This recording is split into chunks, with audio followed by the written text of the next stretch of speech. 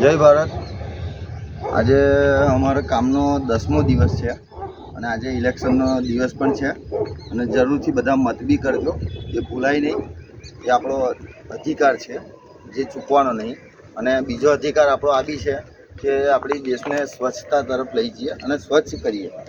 અને એના માટે અમારું જે અભિયાન જે છેડેલું છે, અમે તળાવ સ્વચ્છ કરવા માટેનું, એ અભિયાનનો બી આજે 10મો દિવસ છે જે અમે કન્ટિન્યુ જ રાખ્યો છે। અને આ બધી મછલી બી તમે જોઈ શકો છો, જે પાણી ચોખ્ખું થયું, જે ઝુંડમાં કેવી દેખાય છે, જે પહેલાં નથી દેખાતી।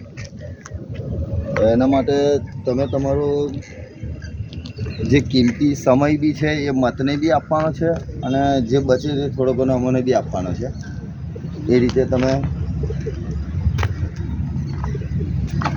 આ બધું વસ્તુ હવે કોર્પોરેશનને કીધેલું છે, જે લઈ જશે ગાડીને બધું ભેગું તો કર્યું છે। આ 10 દિવસ થઈ ગયા છે, લગભગ હવે 1-2 દિવસમાં, કારણ કે એમને બી ઘસારો તો હશે, ચૂંટણીના લીધે એ લોકો પાસે ટાઈમ ના હોય એમને બી, અમે બી સમજીએ છીએ।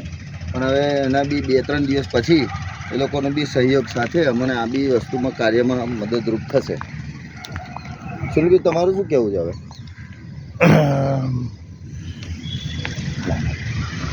મારું એવું કહેવું છે કે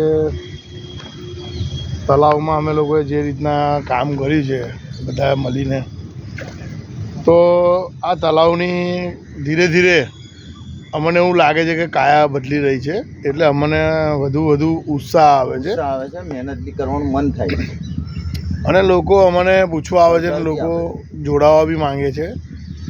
એટલે અમને આ કામ કરવાની તો અંદરથી મજા જ આવે છે। અમને કોઈ કહેતા નહીં કે ભાઈ આ કામ કરો, મનની ઈચ્છા છે, હા, આ કરવું છે। અને એક ટાઈપનું જોગિંગ જ કરીએ છીએ હા સવારમાં। અને અમે લોકો એક સંકલ્પ લીધું છે કે આ તળાવને ચોખ્ખું તો કરીશું, પણ હંમેશા માટે ચોખ્ખું રહેશે એનો પ્રયત્ન કરીશું। અને જ્યાં સુધી આ ચોખ્ખું નહીં થાય ત્યાં સુધી અમે લોકો આ કામ છોડીએ નહીં। કોઈ કારણસર કોઈ કારણ હોય અને આ કોઈક દિવસ 1-2 દિવસ છોડવું પડે, વસ્તુ અલગ છે, પણ અમારા તરફથી તો અમે નહીં જ છોડીએ, એ કન્ફર્મ છે।